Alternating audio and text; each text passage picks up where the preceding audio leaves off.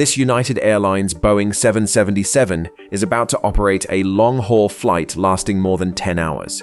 Inside the main passenger cabin, people are sitting in narrow economy class seats, turning from side to side, unable to lie flat. But at the same time, in the huge cargo hold below the cabin, there may only be some cargo loaded, and sometimes part of that space may even be empty. So here comes the question. Why don't airlines turn this unused cargo space into sleeper cabins and sell it to passengers? Wouldn't that solve one of the biggest problems of long-haul flights, not being able to lie down? Today, let's talk about that. To be honest, if there were a safe and legal way to put passengers into the cargo hold, and if the ticket revenue could cover the conversion cost, airlines would rush to do it, because letting passengers lie down during a flight while charging more than an economy class ticket would indeed create a new source of profit and improve the passenger experience. But the real question is this: which makes more economic sense? The money earned from selling sleeper tickets, or the cargo revenue lost by giving up that space, plus the cost of modifying the aircraft? From a technical point of view, converting part of the cargo hold into a sleeper cabin is not impossible at all. For example, you could turn a standard cargo container into a modular sleeping pod, like the one shown here, and allow passengers to use it. But a sleeping module that meets aviation certification standards, together with its life support systems, would weigh at least 500 kilograms. That extra dead weight means the aircraft has to burn more fuel on every single flight.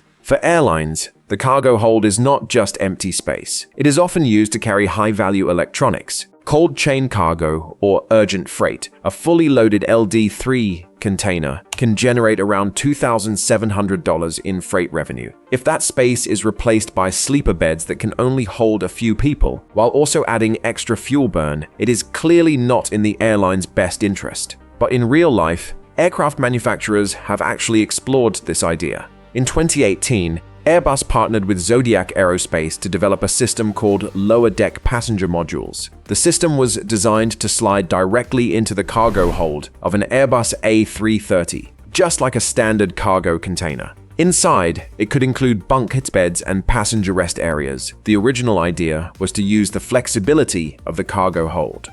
When there was not enough cargo, airlines could swap in passenger modules and earn additional service revenue. The concept even won a Crystal Cabin Award. However, market response showed that this beautiful-looking system did not receive many real orders.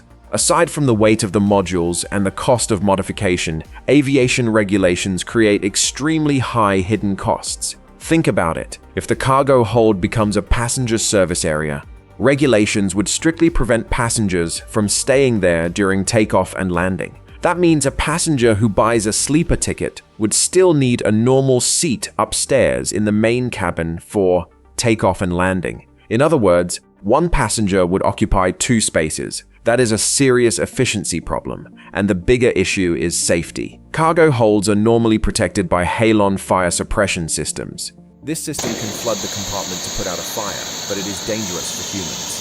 If the cargo hold is converted to carry passengers, this highly effective fire suppression system would need to be changed or disabled. That would greatly increase fire safety risks.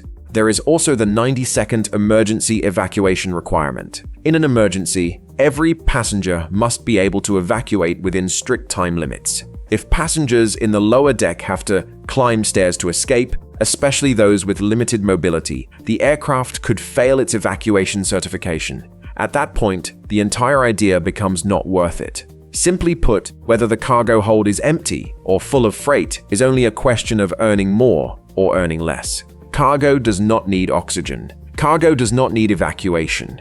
And cargo does not complain when a fire suppression system is activated. Although sleeper tickets could be more expensive than economy class tickets, air cargo has become extremely profitable in recent years. Cargo yields have remained far above 2019 levels, making freight a real goldmine for airlines. So if airlines have to modify the aircraft, sacrifice cargo capacity, add extra weight, change safety systems, and face certification risks just to sell a few sleeper tickets, the opportunity cost is simply too high. Technically, it can be done. Economically, it usually does not make sense. For airlines that care about revenue from every cubic meter of space, keeping the cargo hold for freight is still the smarter choice.